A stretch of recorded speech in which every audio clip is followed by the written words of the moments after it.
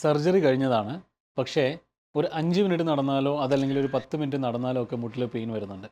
അതുപോലെ തന്നെ മുട്ട് മുഴുവനായിട്ട് മടക്കുന്ന സമയത്തും പെയിൻ വരുന്നുണ്ട്. കാല് നന്നായിട്ട് വെയിറ്റ് കൊടുത്ത് കുത്തി നടക്കുന്ന സമയത്തും പെയിൻ വരുന്നുണ്ട്. ഒന്ന് ആലോചിച്ചേ, എത്രയൊക്കെ സിംറ്റംസ് ഉണ്ട്. മെനിസ്കൽ സിംറ്റംസ് ഉണ്ട്, മുട്ട് ചിരട്ട റിലേറ്റഡ് ആയിട്ടുള്ള സിംറ്റംസ് ഉണ്ട്.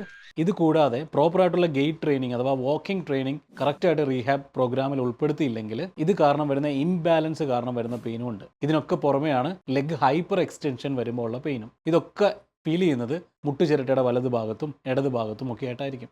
ഇവിടെ കോമൺ ആയിട്ട് നീ പെയിനാണ് നിങ്ങൾ ട്രീറ്റ് ചെയ്യുന്നതെങ്കിലോ മസിൽ ബലപ്പെട്ട് വരുമ്പോൾ പെയിൻ കുറയുമെന്ന് ചില ആളുകൾ നിങ്ങളോട് പറയുന്നുണ്ടാവും. അപ്പോൾ ഇവിടെ മസിൽ സ്ട്രെങ്തനിങ്ങിന് മാത്രം നിങ്ങൾ കോൺസെൻട്രേറ്റ് ചെയ്താൽ എന്താ സംഭവിക്കുക?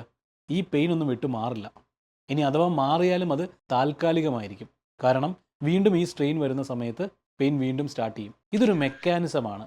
ഈ മെക്കാനിസം കറക്റ്റായിട്ട് മനസ്സിലാക്കിയിട്ട് വേണം എക്സസൈസസ് സജസ്റ്റ് ചെയ്യാനായിട്ട്. ഇല്ലെങ്കിൽ എന്ത് സംഭവിക്കുന്നു വെച്ച് കഴിഞ്ഞാൽ ഒരേ എക്സസൈസസ് കണ്ടിന്യൂസ് ആയിട്ട് ചെയ്ത് കഴിഞ്ഞാൽ പെയിൻ വരുന്നത് പോലെ തന്നെ ഒരു ഭാഗത്ത് സ്ട്രെങ്ത് കൂടുകയും ഒരു ഭാഗത്ത് സ്ട്രെങ്ത് കുറയുകയും ചെയ്യുമ്പോൾ പല രീതിയിൽ മാറി മാറി പല സ്ഥലങ്ങളിൽ വേദന വരും. അതുകൊണ്ടാണ് കറക്റ്റായിട്ട് ഒരു എക്സസൈസ് പ്രോഗ്രാം തന്നെ നിങ്ങൾ ചെയ്യണമെന്ന് മസ്റ്റായിട്ട് പറയുന്നത്.